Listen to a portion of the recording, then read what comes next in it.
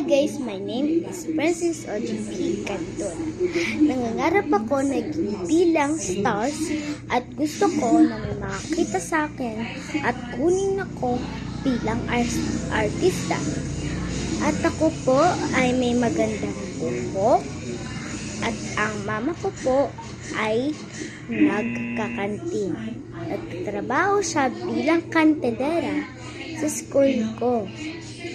Kasi nung grade 1 ako, iyakin ako kasi pag wala siya, iiyak ako.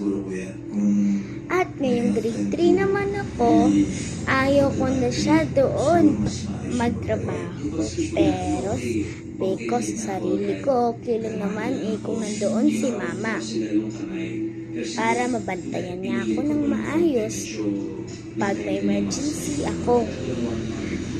At saka guys, sana itag nyo na rin na to sa mga actors para makita ako o ma-discover ako ng mga actors.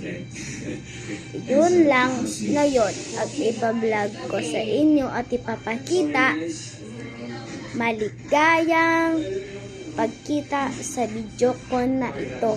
Bow!